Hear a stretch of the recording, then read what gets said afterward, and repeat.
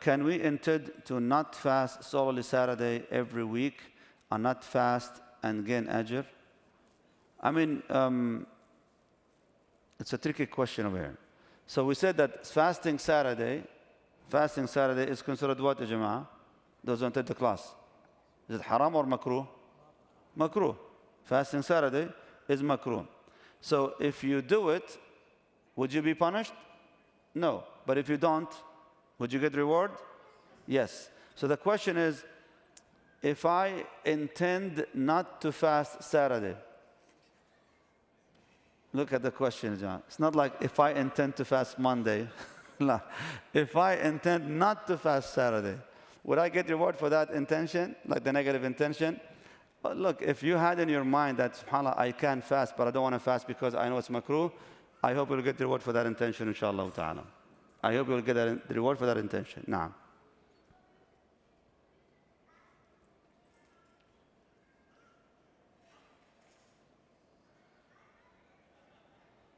So if we say that when Rasulullah ﷺ forbade something, sometimes it makes it haram and sometimes it makes it makruh, depending on the category, how do we answer people who say we are picking and choosing what is haram and what is not based on our desires? Well, they need to study usul al-fiqh to know what we're talking about. Because how to classify something haram, how to classify something makruh, these are specific rules for every category. I don't know how many of you have taken usul fiqh class with me back in the days with the Maghrib Institute, but yeah, we explain that in details. So that they call them statements of haram, statements of makruh. The standard rule is that any prohibition, any statement of prohibition, it should constitute haram, unless there is an indicator that suggests otherwise. So if there is no indicator that it's that to move that prohibition from being binding to non-binding, then it becomes haram. But if there is any way to find a statement, another action of the Prophet ﷺ that will suggest otherwise, then it becomes makruh. So there are specific rules. It's not like a random selection over here.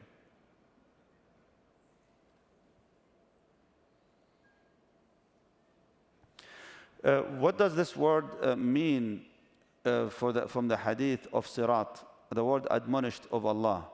Admonisher, probably. Our own conscious or fitra or taqwa. Well, the Arabic word was wa'idullah fi qalbi kulli mu'min. Wa'idullah. The word like the reminder. The reminder. So who is that reminder to you? Is it the taqwa? Is it the fitra? Or is it maybe a nafs?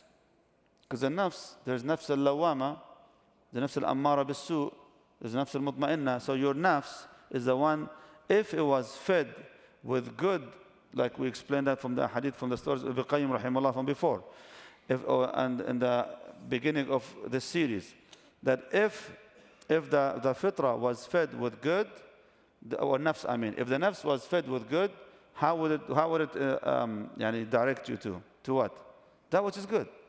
But if the nafs was fed with something bad, it would go there. So the same thing over here, that if you feed your nafs well, it will always tell you, no, don't do this, astaghfirullah, bittaqillah.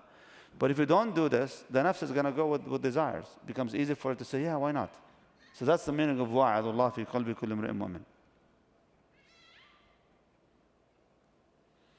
How can we make the knowledge and religious actions impact our hearts so that we can perfect our character? I have the knowledge, the friends, the actions, but lack the consistent good character with my spouse and children. I lack patience at times. May Allah subhanahu wa ta'ala give us all the good akhlaq with our spouse or families, Ya Rabbil Alameen. Now, the best way to do that is, as you know, you have to have moments of reflection. Like seriously, you need to sit down every now and then at night before Fajr, when everybody's sleeping. Make your wudu, or even without wudu, just wake up. If you wake up in the last 10 minutes of the night, just sit down and just make reflection. Make reflection on your actions, your day, your akhlaq, your manners, your relationship with Allah subhanahu wa ta'ala. Because when it comes to akhlaq and manners, it comes from the heart before anything else. You can't fake good manners, Jama'ah. No matter how much you try, it's going to show. So it has to come from the heart. So therefore, you need to work on your heart, not just that. So how do you do this? Like I said, try to have a serious personal connection with Allah subhanahu wa ta'ala. Wake up at night. Wake up at night and do tahajjud. Fast Mondays and Thursdays. And be conscious of your ta'ah of Allah subhanahu wa ta'ala. Make sure to think about service of people. The service of people will bring you closer to Allah Azza wa Jalla. As the Prophet ﷺ mentioned, that أَحَبُّ النَّاسِ اللَّهُ أَنْفَعُهُمْ لِلنَّاسِ. The most beloved people to Allah are those who are beneficial to others. So remember these ahadith, and hopefully inshallah will help you, become incentive for you to do better with the people inshallah Azza wa Jalla. Should Tahiyatul Masjid be done when entering the masjid and the class is in progress? The answer is yes, because if you do it in Jum'ah, the class is also more. However, make it short and then sit down. From Jum'ah, yes, for Salat Jum'ah as well too. I see people sometimes they enter when the Imam, when the Adhan is being called. So what do? They wait until the Adhan is over. Actually, don't wait until the Adhan is over. If you come for Jum'ah, and you hear the adhan is calling, pray to your Tahiyatul Masjid, your 2 rak'ah Tahiyatul Masjid, pray, and then sit down, so that you attend the khutbah from the beginning if you can.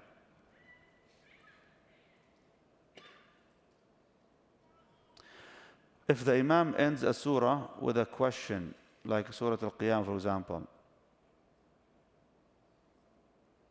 أَلَيْسَ ذَلِكَ بِقَادِرٍ عَلَى يُحْيِي الْمَوْتَى, isn't he capable of bringing the dead back to life? So some people, they say something like Bala, which means absolutely or indeed. Should we say that?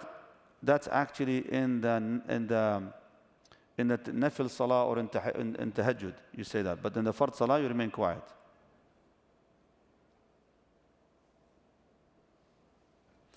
Regarding good character, what if I'm good to my spouse, but she is always stubborn and disrespectful? MashaAllah. Allah opened doors for Jannah for you.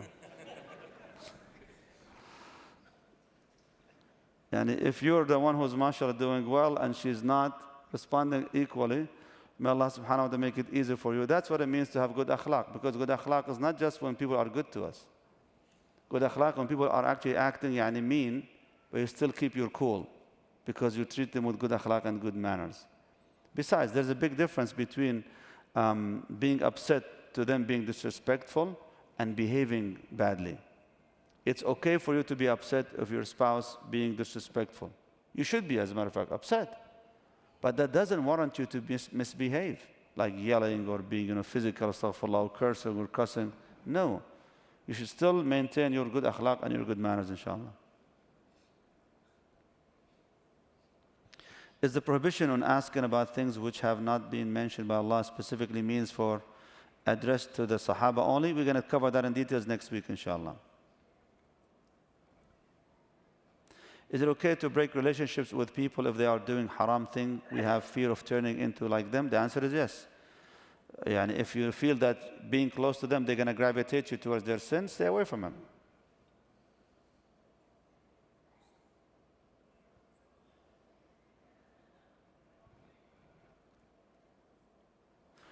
Saying off to the parents or if parents dislike acts of charity or any other good deeds, in such cases, can one be allowed to have argument with them? No, not necessarily argument, but you can have a conversation with them. You don't have to listen to them in regard to these matters, because the Prophet ﷺ says, إِنَّمَا الطَّاعَةُ فِي الْمَعْرُوفِ. You obey them in that which is considered ma'ruf, which is good. Also, لَا طَاعَةَ لِمَخْلُوقٍ فِي مَعْصِيَةِ الْخَالِقِ. There is no obedience to anybody if it entails disobedience to Allah subhanahu wa ta'ala. So if you would like to be charitable, be charitable. Your parents say, don't spend your money on this cause. Now, honestly, it depends. If you're being wasteful, meaning that you're not saving money for your hajj, you're not saving money for your marriage, you just want to be charitable while you're living with your parents. No, your parents have the right to do that.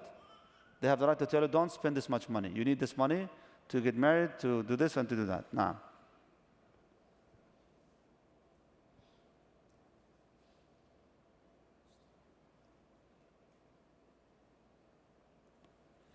Is it permissible, actually, I'm going to have to pass this. It's not related to the discussion here. Do we love a person when he does a good deed and has good manners, but hate the act, not the person when he has bad manners or bad deed? Well, so if the person is good and they do bad, So we're gonna still love the person and hate the actions. But if someone is doing bad,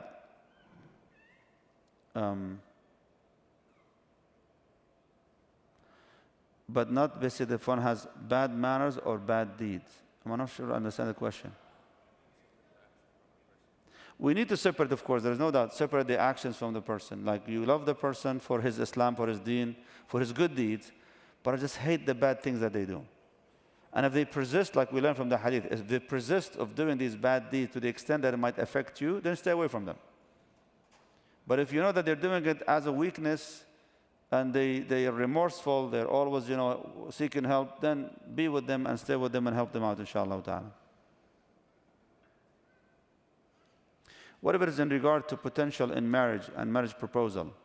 It depends what bad manners we're talking about, what bad deeds we're talking about. Some of those bad deeds can really ruin a relationship, so be careful.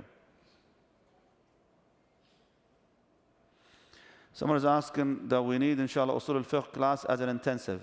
As a matter of fact, it is actually in plan, inshallah ta'ala, but first of all, we start with talab al-ilm, seeking knowledge, inshallah.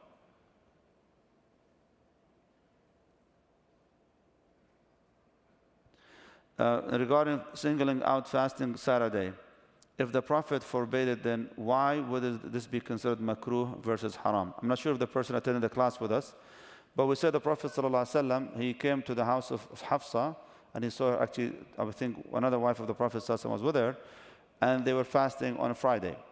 So he said to them, did you fast yesterday? They said no, which means Thursday. He said, are you going to fast tomorrow, which means Saturday? They said no. He goes, okay, then break your fast. So he asked them if they were fasting the next day, which means it's allowed to fast Saturday as long as it's not singled out. Now, can we do Tahiyatul Masjid after the Jama'ah has already started? The answer is no. You're just going to enter the Salah, and that will be sufficient for you.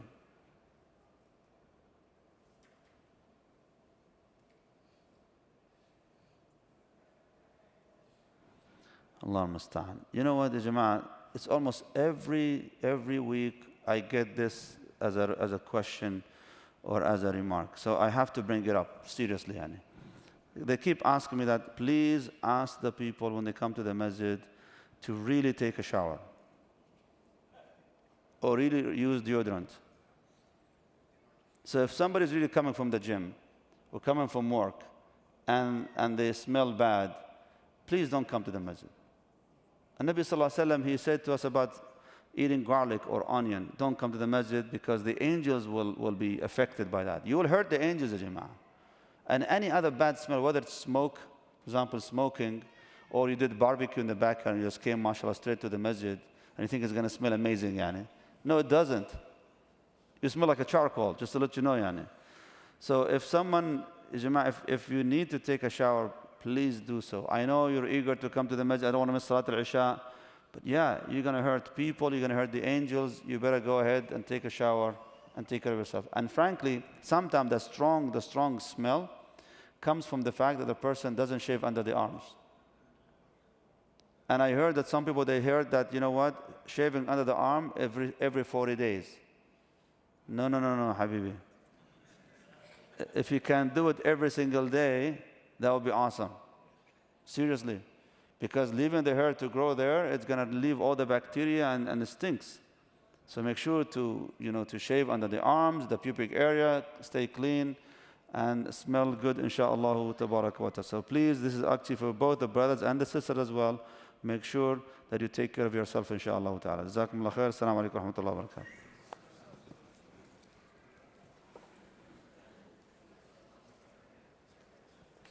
ورحمة الله حياك الله.